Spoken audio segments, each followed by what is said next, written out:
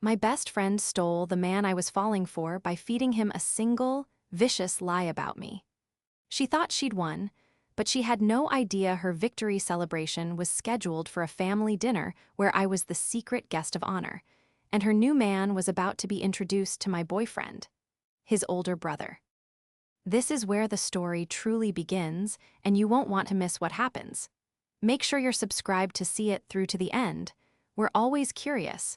Where in the world are you all watching from today? Let us know in the comments. The cacophony of the bar, once a warm blanket of laughter and music, had become a single, piercing note of dread. I stood near the brick archway, a half-empty glass of seltzer sweating in my hand, and watched my best friend, Sophie, dismantle my happiness. She was leaning in close to Ethan, her expression a masterclass in feigned concern. Her glossy hair fell forward, creating a private curtain around them. I couldn't hear her words, but I didn't need to. I knew the script.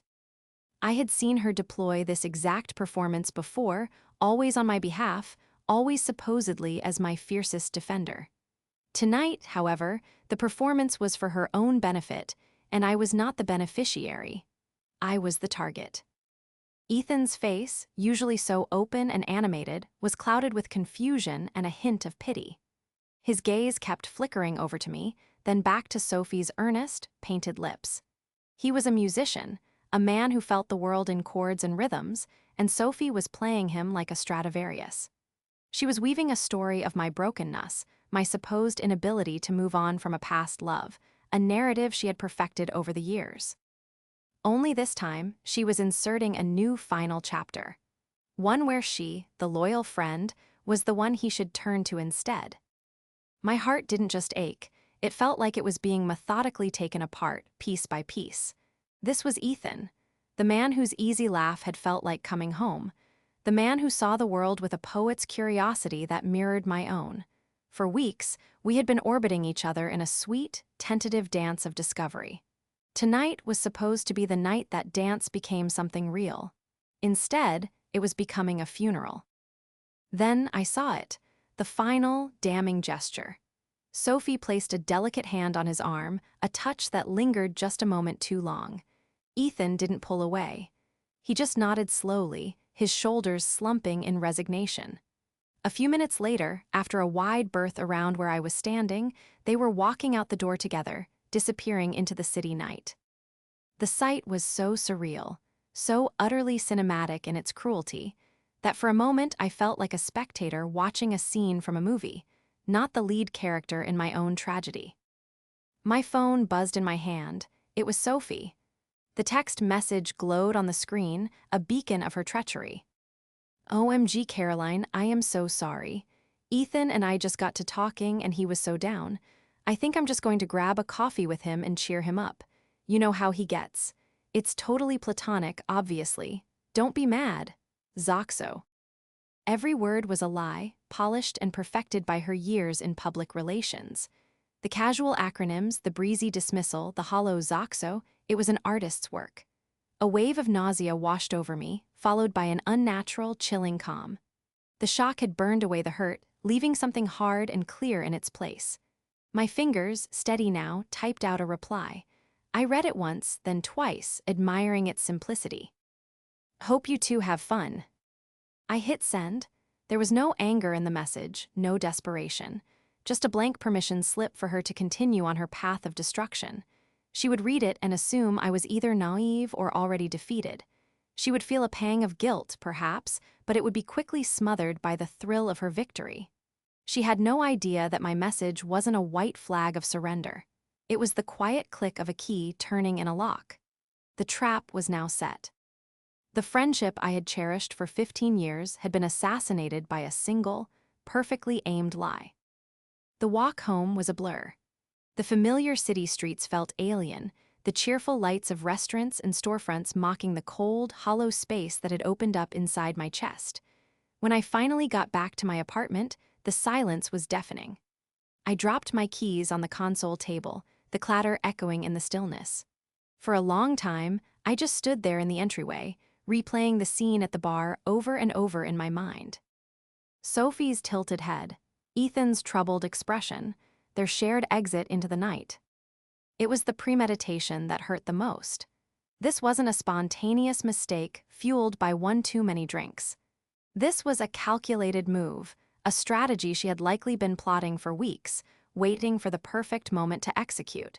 She saw the genuine connection forming between Ethan and me, and her jealousy, a quiet poison I had ignored for years, had finally reached a lethal dose. She didn't just want a man, she wanted my man. She wanted to win. My phone buzzed again on the table. I glanced at it. Another text from Sophie. "Seriously, don't worry, we're just talking. He really likes you, he's just confused." The hypocrisy was so potent it almost made me laugh. She was trying to manage my feelings, to control the narrative even now, ensuring she could spin this later as a misunderstanding if she needed to. I ignored the text and walked into my living room. I sank onto the sofa, the architectural blueprints for my latest project spread across the coffee table looking like a foreign language. My mind, usually so adept at creating structure and order from chaos, was a maelstrom of betrayal and grief. I grieved for the potential of what could have been with Ethan. But mostly, I grieved for the loss of the woman I thought was my sister. After an hour of sitting in the dark, letting the full weight of the situation settle, a new feeling began to emerge, pushing through the sorrow. It was a steely resolve. Sophie had made a critical error. She had built her entire deceptive campaign on a foundation of lies, but she had underestimated the truth. She thought she was playing chess with a novice, moving her pieces across the board with impunity. She had no idea that I could see the whole game, and that I had a queen in my back pocket she knew nothing about. I picked up my phone, my thumb hovering over the contacts. My fingers trembled slightly, not from weakness, but from a surge of adrenaline. I scrolled past Sophie's name, past Ethan's, and landed on the one person who could understand the full, complex geometry of this disaster. I pressed the call button. He picked up on the second ring. "Hey, you, I was just thinking about you." His voice, deep and steady, was an anchor in my storm. Hearing it, the tight knot in my chest loosened just a fraction. "Mark," I said, my own voice sounding small and fragile. "Caroline, what's wrong? You sound." "It happened," I whispered, squeezing my eyes shut. "Sophie did it." There was a pause on the other end of the line, and I could hear the immediate shift in his tone from warmth to a protective sharpness. "Did what? Tell me exactly what happened." I recounted the entire evening, my voice gaining strength as I laid out the facts. The conversation at the bar, the way they left together, the transparently false apology texts. I told him everything, the words tumbling out of me now, clean and precise. He listened patiently, without interruption, a skill he'd honed as a lawyer. When I finished, the silence that followed was heavy. "I'm going to kill her," he said finally, his voice a low growl. "And as for my brother, what was he thinking?" "He was thinking what she wanted him to think, Mark, that I'm a mess, that I'm still hopelessly hung up on my ex, and that I was just toying with his emotions." I let out a dry, humorless laugh. She sold him a story, and he bought it. "He'll know the truth soon enough," Mark said, his anger giving way to strategy. "We need a plan." "I know," I said, a sense of power returning to me. I stood up and walked to the window, looking out at the city lights. "That's why I'm calling. She thinks she knows everything about me, but she forgot one crucial detail. That the ex she keeps talking about is me," he finished, his voice laced with grim irony. "Exactly," I said. "And I think it's time we stopped keeping that a secret. But we have to do it right. We have to do it in a way that she can't spin, can't escape, can't twist. We have to build this reveal as carefully as I would design a building, with every structural element perfectly in place." "I agree," Mark said. "No loose ends, no room for her to maneuver. So what's the first step?" "The first step," I said, watching a taxi cut through the darkness below, "is brunch tomorrow. My treat. We have a family dinner to prepare for." Sophie and I met in our freshman year of college, assigned as roommates by an indifferent housing algorithm that had, for a time, felt like fate.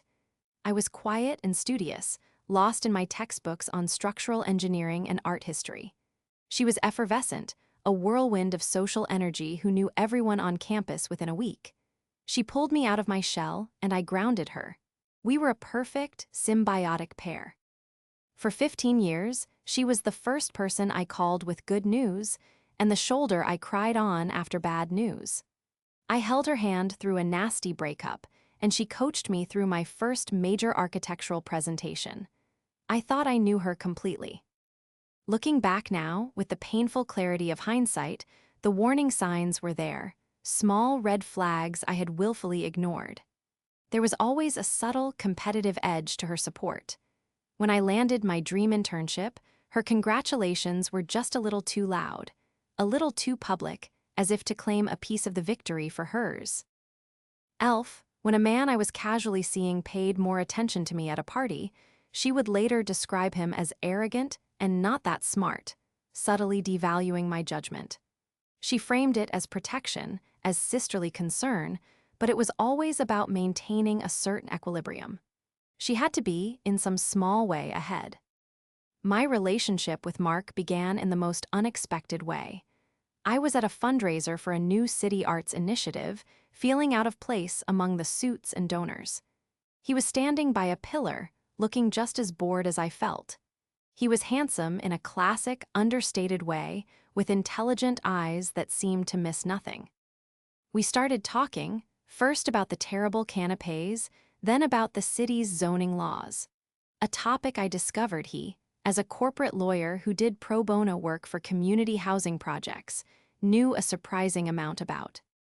There was no lightning bolt, no dramatic spark. It was a slow burn, a gradual meeting of minds. Our first few dates were quiet dinners, long walks, and hours spent talking about everything and nothing. He was brilliant, kind, and possessed a calm certainty that I found incredibly attractive. He was the anchor I didn't even know I needed. We decided to keep things private at first. We were both navigating demanding careers, and the idea of a relationship that was just ours, free from the opinions and expectations of others, was appealing. It was our quiet, beautiful secret. A few months into our relationship, he invited me to a small backyard barbecue at his parents' house. "There's someone I want you to meet," he'd said. "My younger brother, Ethan, just be warned, he's the charming one." Mark wasn't wrong. Ethan was all kinetic energy and easy smiles. He had the same intelligent eyes as his brother, but where Mark's were steady and watchful, Ethan's danced with creative fire. He was a musician, and he spoke about his work with a passion that was infectious. We hit it off immediately, bonding over a shared love for an obscure indie band. The connection was instantaneous and completely platonic. He felt like the fun younger brother I never had. Sophie, of course, met them both eventually. I introduced her to Mark first, briefly, at a coffee shop. I introduced him simply as a friend, a description that in her mind cemented him as insignificant. Later, she met Ethan at a gallery opening we all attended. Her focus, and his, was immediate. Sophie was drawn to Ethan's artistic flair and charisma, and he was clearly charmed by her polished confidence. I was happy for them to get along. It never occurred to me to feel threatened. The problem began when Sophie noticed the effortless rapport between Ethan and me. She saw our easy jokes, our shared references, and misinterpreted them completely. In her competitive worldview, there was no room for platonic friendship between a man and a woman, especially not when the man was as captivating as Ethan. She decided, with a conviction that was terrifying in its intensity, that I was in love with him. She started advising me, telling me I needed to be careful, that I was sending mixed signals. At the same time, she began crafting the narrative of my mysterious, heartbreaking ex. It was a story she'd told for years, a composite of minor heartbreaks I'd shared with her, which she wove into an epic of tragic love. In her telling, I was a woman haunted by a great lost love, unable to fully move on. It was a dramatic, compelling story, and it had the convenient benefit of making me seem emotionally unavailable, leaving the field clear for her. She had no idea that the ex she was so dramatically mourning on my behalf was the very real, very present man I was building a future with. The man whose brother she was now trying to steal. The next morning, I met Mark at a small cafe downtown, a quiet place with sunlit tables perfect for plotting. He was already there when I arrived, a cup of black coffee in front of him and a legal pad on the table, though it was still blank. He stood up as I approached, and his hug was fierce and reassuring. For a moment, I just let myself lean against him, drawing strength from his steadiness. "How are you feeling?" he asked, his voice soft. "Like I just demolished a building I spent 15 years designing," I said, sinking into the chair opposite him.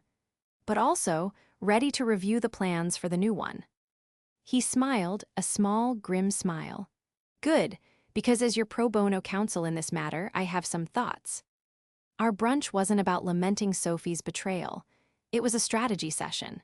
As an architect, my mind works in phases, schematics, and structural integrity.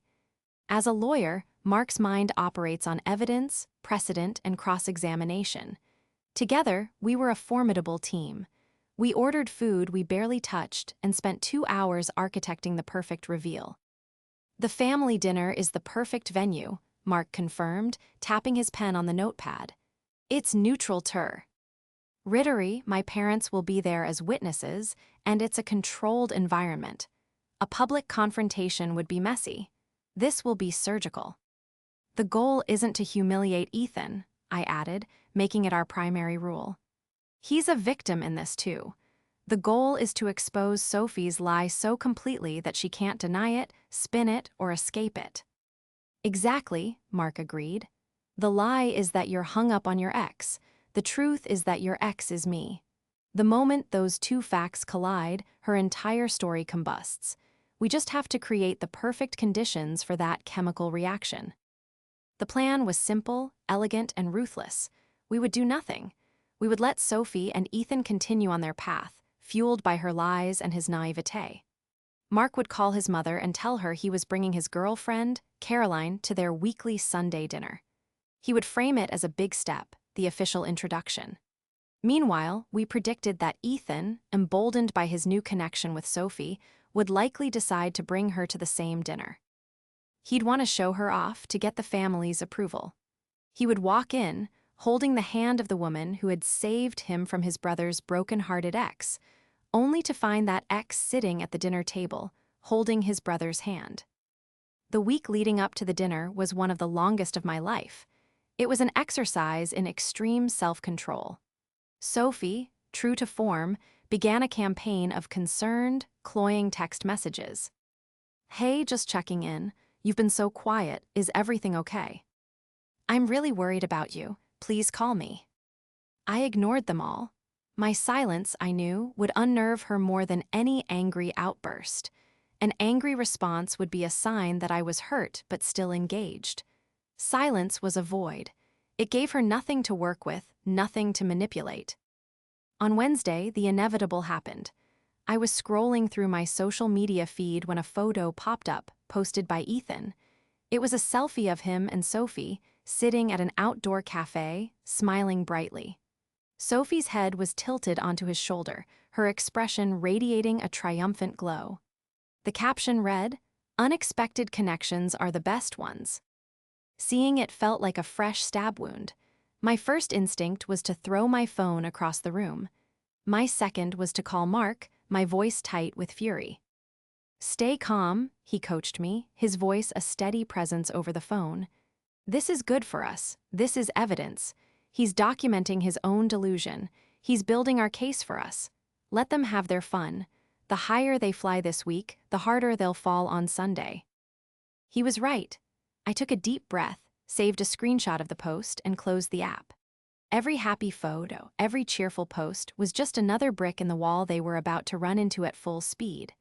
I focused on my work, throwing myself into a complex design for a new library, finding solace in the clean lines and logical structures. I was building something real, something permanent, while Sophie was constructing a fantasy out of lies and stolen moments. Her creation was a house of cards. Mine was being built on a foundation of solid rock.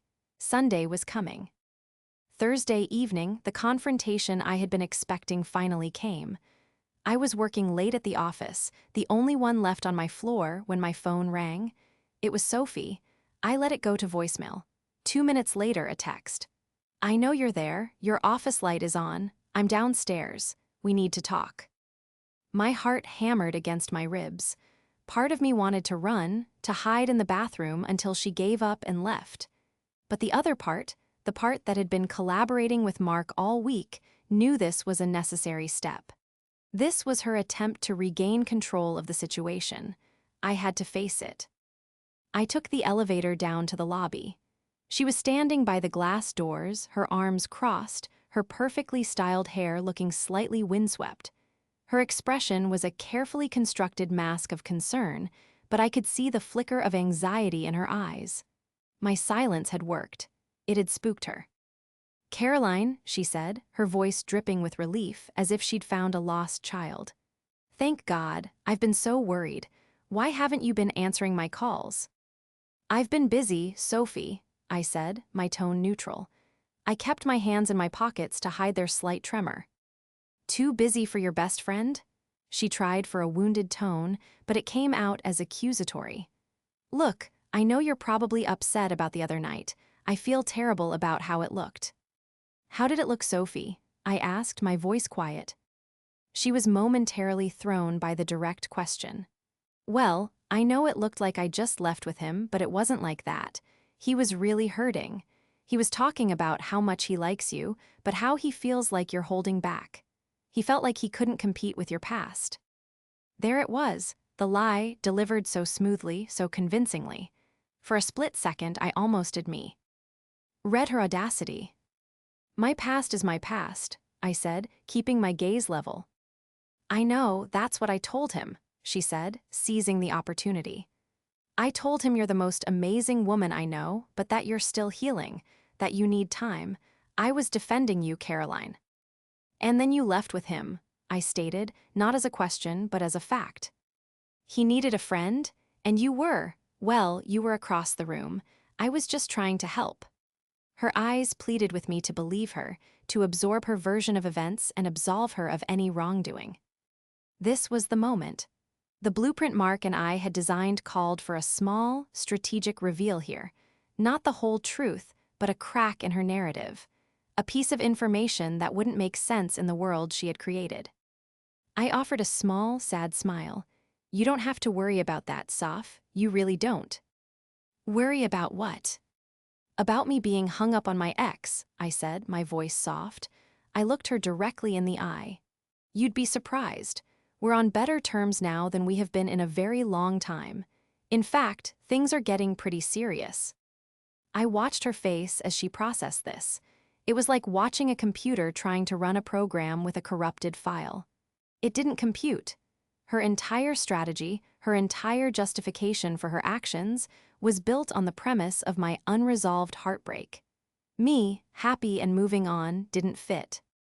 "Serious?" she stammered, her mask of concern slipping to reveal raw confusion. "With who? You haven't been dating anyone. Who is he?" I just shrugged, a casual, dismissive gesture. "It's new, I'm not ready to talk about it yet, but thank you for your concern." I turned to walk back toward the elevators. "I have to get back to work. I'll talk to you later." I didn't look back, but I could feel her eyes on me, burning with a mixture of suspicion and frustration. I had given her a puzzle with a missing piece. She would spend the next 2 days trying to solve it, trying to figure out who this mystery man was. She would never guess the truth. I had just handed her a shovel and let her continue digging her own grave. The foundation of her lies was beginning to crack. On Sunday, it would shatter completely. The days between my confrontation with Sophie and the Sunday dinner were thick with a tense, anticipatory energy. It felt like the final hours before a major presentation, a mix of meticulous preparation and barely contained nerves. Mark and I spoke every night, running through the plan, shoring up each other's resolve. Our conversations were our own form of building a case, not a legal one, but an emotional one. We were preparing for the fallout, especially with Ethan. "He's going to be blindsided," Mark said during one of our calls, his voice heavy with concern for his brother. "He's going to feel like a fool." "I know," I said softly. "And we have to be ready for that. We have to explain that our secrecy was never about deceiving him, but about protecting him. We didn't want him to feel like he was in your shadow, or that our relationship was some kind of competition. Our quiet, private love had been a sanctuary. Now, we were about to turn it into a lightning rod, and we knew it would hurt people we cared about. But Sophie's actions had forced our hand. The truth was the only way forward. On Saturday, Mark called his mother, Helen. I sat beside him on his couch, listening to his side of the conversation. "Hey, Mom, yeah, everything's great. Listen, can I bring someone to dinner tomorrow?" "Yes, it's a girlfriend." He smiled, looking at me. "Her name is Caroline. Yes, that Caroline. The architect friend, it's a bit of a long story, but a good one. We're really happy. Okay, great. We'll see you around 6. He hung up the phone and let out a long breath. Phase 1 complete. My mother is now officially thrilled and intrigued. Meanwhile, the universe seemed to be conspiring to raise the stakes. That afternoon, Ethan texted Mark. Mark put the phone on speaker. "Hey man, hope it's cool, but I'm thinking of bringing a friend to dinner tomorrow. Her name's Sophie." Mark and I exchanged a look. It was happening exactly as we'd predicted. Mark typed back a casual reply. "No problem, the more the merrier. Mom's making her lasagna." "Awesome, Sophie's amazing. I can't wait for you guys to meet her." The innocence of that text was heartbreaking. He was so excited, so oblivious. He was a pawn in a game he didn't even know he was playing. The weight of what we were about to do settled heavily in the room. This wasn't just about exposing a liar anymore. It was about navigating the complex, fragile dynamics of a family. On Sunday, as we got ready, the tension was palpable. I chose my outfit with the care of a warrior preparing for battle, a simple, elegant dark blue dress. It was sophisticated, serious, and unimpeachable. I was not the heartbroken waif of Sophie's imagination. I was a woman in love, arriving to have dinner with her partner's family. In the car on the way to his parents' house in the suburbs, my hands were clasped tightly in my lap. Mark reached over and placed his hand over mine. "Hey," he said gently, "whatever happens, we're doing this together." "I know," I whispered. "I just hate that we have to do it at all." "She gave us no choice," he said, his voice firm. "This is not just about her lie. It's about her disrespecting you, me, our relationship, and my brother. She targeted this family. The consequences have to happen here, within the family." He was right. This was not a petty revenge plot. It was a necessary, painful act of truth-telling. As we pulled into the familiar driveway, I took one last, deep breath. The stage was set. The actors were all heading toward their places. The curtain was about to rise. We were no longer just building a case, we were about to present it to the jury. We walked into the house to the familiar, comforting smell of roasting garlic and bubbling tomato sauce. Mark's mother, Helen, a woman with a warm smile and her eldest son's perceptive eyes, enveloped me in a hug. "Caroline, it is so wonderful to see you, dear," she said, pulling back to look at me properly. "And to finally be let in on this big secret of yours." Her eyes twinkled as she glanced at Mark, who was smiling sheepishly. Mark's father, Tom, gave him a hearty slap on the back. "About time you brought a nice girl home, son. We were starting to worry about you." We were family. In this house, with these people, Mark and I were an established fact.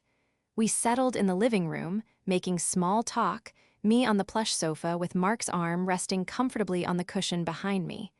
The scene was one of perfect domestic tranquility.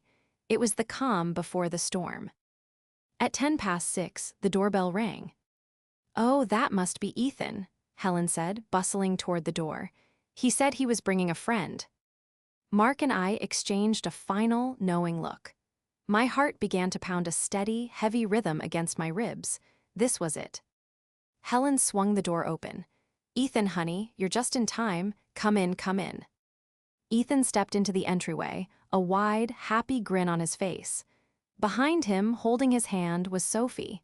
She was radiant, dressed in a bright, stylish dress, her face a perfect picture of confident charm. She was ready for her debut. "Mom, Dad," Ethan began, his voice full of pride. "This is Sophie." Sophie beamed, stepping forward. "It's so lovely to finally meet you both. Ethan has told me so much about." Her voice trailed off as her eyes adjusted to the light of the living room. Her gaze swept past Tom, past Helen, and then landed on the sofa. She saw Mark first, and a flicker of recognition crossed her face. Then she saw me, sitting beside him, his arm possessively behind me. The radiant smile on Sophie's face didn't just fade, it shattered. Her face went slack with shock, the color draining from her cheeks. The confident posture she had walked in with evaporated, leaving her looking small and terribly exposed. It was as if she had walked confidently into a room only to find the floor had disappeared from under her feet. Ethan, oblivious, followed her gaze. His own smile faltered. "Caroline?" he asked, his voice a mixture of surprise and confusion.